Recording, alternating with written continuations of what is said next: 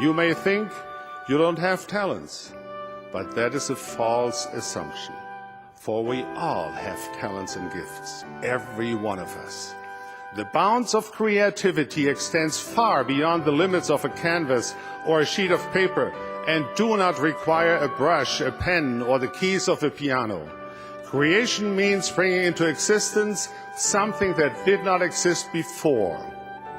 Colorful gardens, harmonious homes, family memories, flowing laughter. What you create doesn't have to be perfect. So what if the eggs are greasy or the toast is burnt? Don't let fear of failure discourage you. Don't let the voice of critics paralyze you, whether that voice comes from the outside or the inside. If you still feel incapable of creating, start small.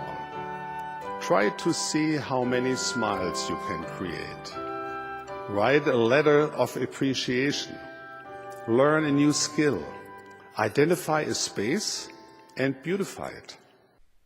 Dieter Friedrich Uchtdorf was born on November 6, 1940, in Ostrava, Czechoslovakia, to Karl Albert and Hildegard Elsie Opelt Uchtdorf. He is currently 72 years old. His family moved to Zwickau, Germany in 1944 when he was 4 years old, and they remained there until he was 11 when the family was forced to flee East Germany for their safety in 1952. Elder Russell M. Nelson wrote of President Uchtdorf's experience in the July 2008 issue of the Ensign. Can you imagine the terror that must have been in the heart of 11-year-old Dieter Uchtdorf as his family fled their home in East Germany in 1952 to find freedom in the West? For political reasons, the life of Dieter's father was in extreme danger. He would have had to escape alone to minimize risks to his wife and children. To avoid suspicion, the rest of the family would not be able to travel together. They would have to make the attempt separately. A plan was implemented. Dieter's two older brothers, Wolfgang and Karl Heinz, took a northern route out of their hometown of Zwickau.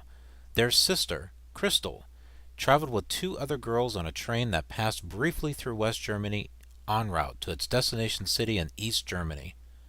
As the train passed through West Germany, the girls persuaded the conductor to open the door for them, and they jumped out of the train. Dieter, age 11, the youngest of the children, and his courageous mother took still another route. They carried with them only a little food and precious family photographs that had been preserved from destruction through World War II. After Dieter and his mother had walked long hours, Sister Uchtdorf's knees began to weaken. Dieter carried their belongings and helped his mother climb a final hill to freedom. There they stopped to eat a meager meal, only to realize when they saw Russian guards that they were still shy of the border. The mother and son terminated their picnic, picked up their packs, and climbed even higher before reaching their goal. Dieter and his mother continued their trek as refugees, hitchhiking and walking to their destination at a suburb near Frankfurt. After many long and perilous days of separation, the family was finally reunited. The brothers arrived first, their father followed. Dieter and his mother then arrived, and his sister came last. Their great reunion was joyful. Of lesser significance was the fact that they had left behind virtually all of their possessions. 7 years earlier, toward the close of World War II, they had fled from home as foreign forces approached. Now they were refugees again. Once more they owned nothing. Once more they had to start over. But they had each other. They had their deep faith in God, and they had their membership in the Church of Jesus Christ of Latter-day Saints, acquired barely 5 years earlier. It is no wonder that President Uchtdorf feels so passionately about the sacred institution of the family. With great sincerity, he testifies that the family is ordained of God. Family is of utmost importance to him. It was within his family that the seeds of his powerful faith were sown and nurtured. There he began to prepare for the fulfillment of his foreordination as a priesthood leader in the Church of God. In Frankfurt, his family, having abandoned all their belongings back in Zwickau, lived in a small one-room apartment and struggled to make ends meet. It was during this time that young Dieter learned of the value of hard work and was given the experiences that helped prepare him for the first presidency. In the following excerpt, President Uchtdorf explains how his early trials and adversity were made into blessings.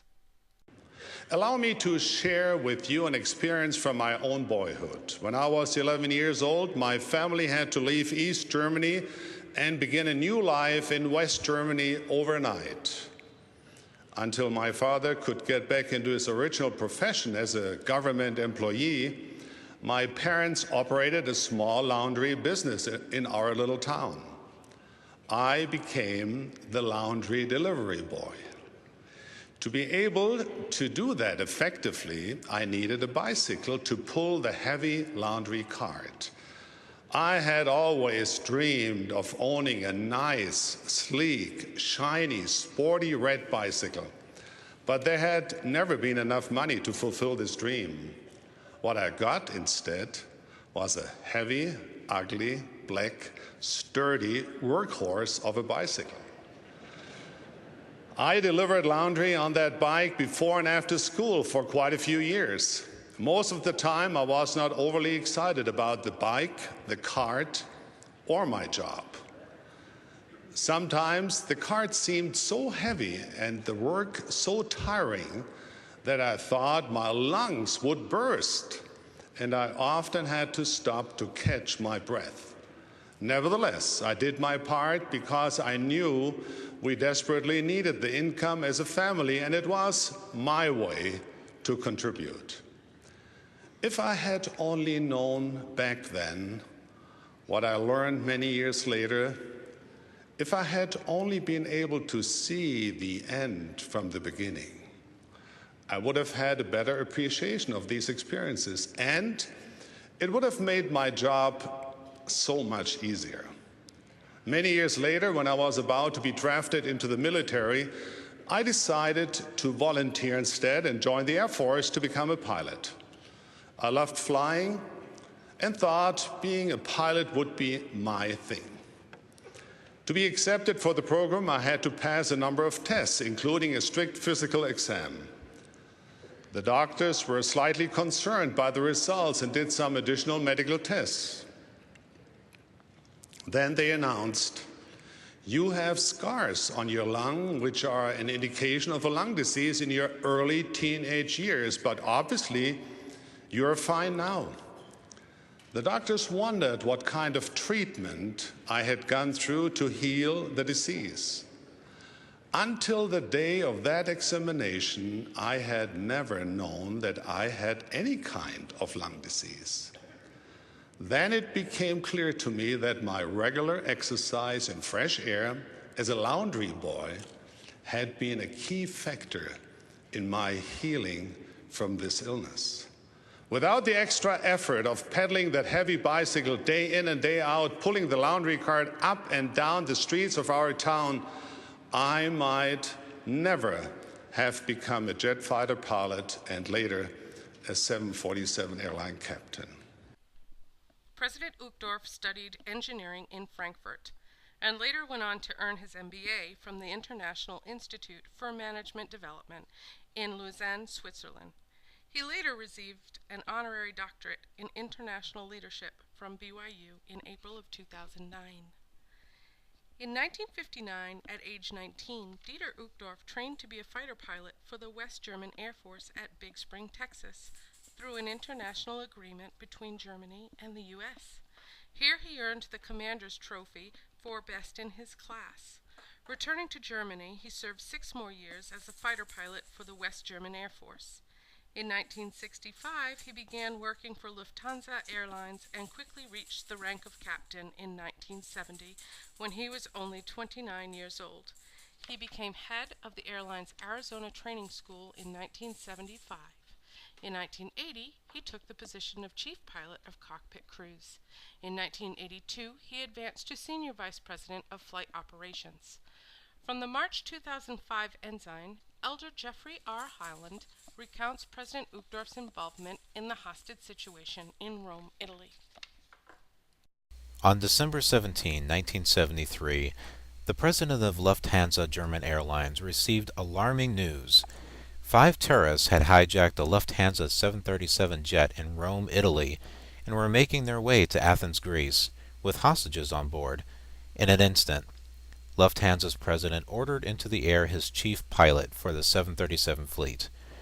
33-year-old Dieter F. Uchtdorf was to take a small group of emergency personnel and follow the hijacked plane wherever the guerrillas took it. In every setting possible, he was to negotiate for the release of the plane, the pilots, and the hostages. Then, when all of this had been accomplished, he was to fly the hijacked 737 back to headquarters in Frankfurt. With fortunately no more bloodshed, this mission, like so many others he had been on personally and professionally, was successfully accomplished. Unknown to him at the time, it was a portent of more important missions yet to come. He remained with Lufthansa until 1986, 2 years after being called as a general authority.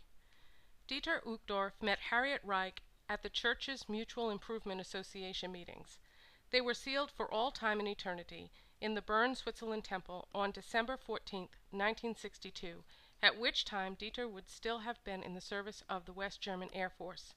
Now 51 years later, Dieter still calls Harriet the sunshine in his life, and she considers herself very blessed to be his wife. They have 2 children, Guido and Antje, and 6 grandchildren. Dieter and Harriet enjoy outdoor activities, cherish the arts, and are happiest when spending time with their children and grandchildren. President Uchtdorf is known for his kind compassion and how he acknowledges the hand of the Lord in all things. One time, while piloting an airplane, President Uchtdorf survived a steering control failure that led to a condition that, uncorrected, would cause the plane to crash. By listening to and following the Spirit, President Uchtdorf was able to fix the problem and make a successful emergency landing. He acknowledges the hand of the Lord in allowing him to survive such an ordeal. President Dieter F. Uchtdorf was awarded the Order of Merit of the Federal Republic of Germany during a short ceremony at the LDS Church's headquarters in Salt Lake City on October 30th, 2012. The Order of Merit is the highest tribute that the Federal Republic of Germany can pay to individuals for service to the nation, recognizing exceptional charitable work as well as accomplishments in various other types of social, political, and scientific endeavors. President Uchtdorf said he was humbled to receive the unexpected distinction. The collaborators of this project all love something unique that President Uchtdorf has done or said. He has touched us and taught us all personally in different ways. Chris loves his passion for aviation and his humble strength. Mary loves his spirit of mercy and action in his humanitarian work in Germany, in Guatemala, and here in the U.S. Anita loves his teaching through simple stories. Lisa loves his counsel and direction. Shay loves his encouragement, and we all love his example. From General Conference, April 2013, he said, "Start where you are. Turn your heart toward the Lord. Walk in the light. Become the person He meant you to be."